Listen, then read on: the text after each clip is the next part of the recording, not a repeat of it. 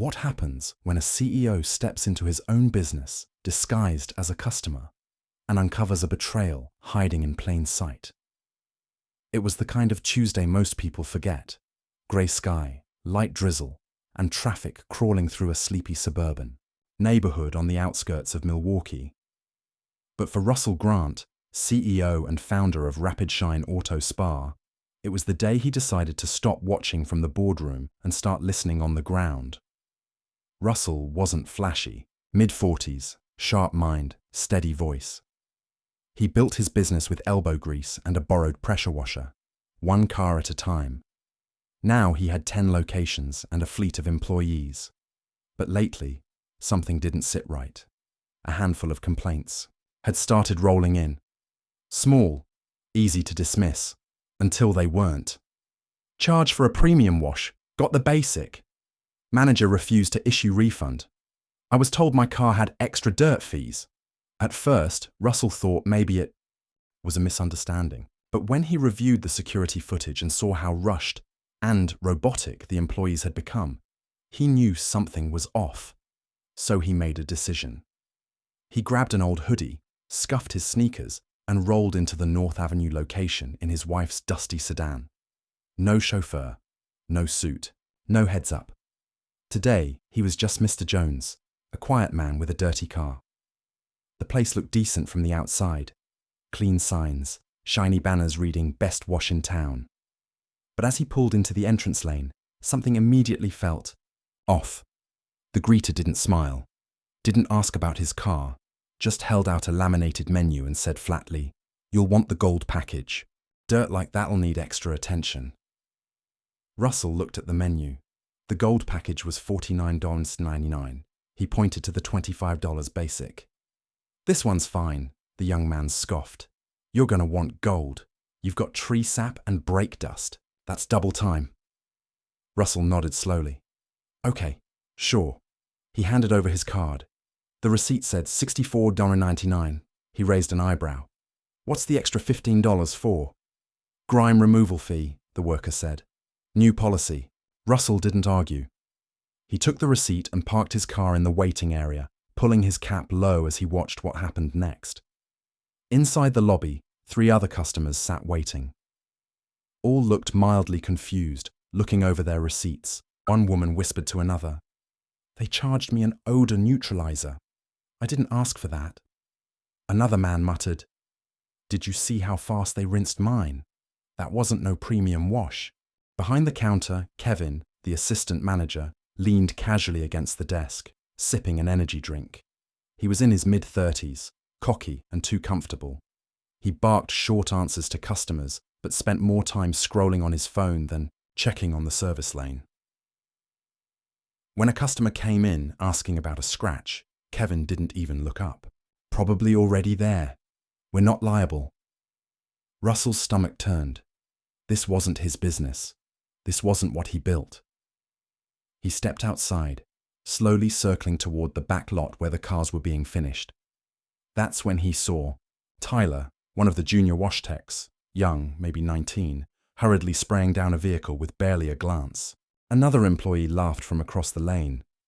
"Don't waste your time," he called. "They already paid for premium." "But this is the basic wash," Tyler replied. "They all say that. Just rinse and roll." Russell stood frozen. Water, droplets gathering on his hoodie. This wasn't about money anymore. It was about trust. He clenched his jaw and pulled out his phone. "Karen," he said, calling his assistant. "Clear my calendar tomorrow. I'm calling an emergency staff meeting at North Avenue." She hesitated. "Everything okay?" He looked toward the laughing employees, the confused customers, the fake fees. "No," he said, "but it's about to be." The next morning, Russell Grant didn't sneak into the North Avenue location in disguise. He pulled up in his signature black Tesla, stepped out in a crisp navy jacket, and walked straight through the front door like a man who owned the place. Because he did. The front counter went still. Kevin, still sipping the same brand of energy drink, froze mid-scroll. "Mr. Grant," he said, standing up straighter. "We weren't expecting you today." Russell gave a polite nod. "That's the point." He turned to the staff in the lobby. Full staff meeting. 10 minutes, everyone. Kevin blinked. Even the guys in the bay. All of them. 10 minutes later, the employees gathered awkwardly in the back office, about a dozen of them. Some leaned against the wall. Others stood with arms crossed. No one knew exactly why they were there. No one expected what came next. Russell stood calmly at the front, a clipboard in one hand, yesterday's receipt in the other. I visited this location yesterday, he said.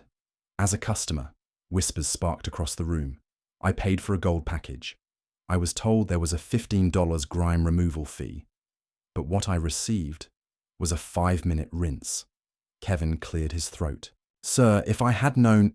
That's the problem, Russell interrupted, voice even but firm. You didn't know, so you didn't care. The room went silent. He raised the clipboard. These are customer complaints from the past 3 weeks. Overcharges, fake add-ons, rude behavior. You all told yourselves it wasn't a big deal, that it was just business. But it's not just business. It's my business. He turned his gaze to Kevin. Tell me, what is a grime removal fee? Kevin hesitated. We started using it as an upsell option for extra dirty cars. And how many of those customers actually asked for it? No answer. Russell looked around. I started Rapid Shine with one goal: deliver honest service. With pride. I built this with my bare hands. And you think I'd stand by while it becomes a scam? His voice rose, not with volume, but with emotion. You weren't just cheating customers. You were destroying the reputation every good employee here helped build. He took a deep breath and softened.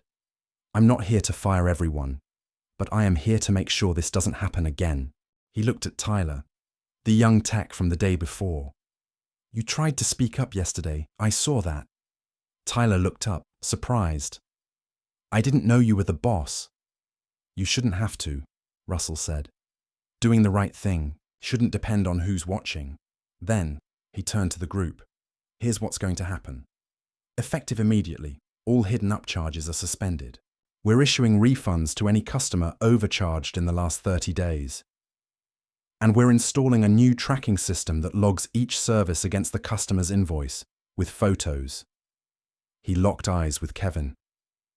And you? You're suspended pending review. A district manager will conduct a full audit starting tomorrow. Kevin's mouth opened, then closed. He didn't argue. There was nothing left to say. Russell stepped forward. If you're here to do honest work, you've got nothing to worry about. But if you think this job is about shortcuts, this is your warning. He paused at the door. I won't be in disguise next time, but I will be watching. The next few days at the North Avenue Rapid Shine were tense, but something was shifting. Gone was the sarcastic laughter in the back bay, the casual shrugs when customers questioned their bills. The air now buzzed with quiet urgency, like everyone had woken up from a long, reckless sleep. Kevin never returned after his suspension.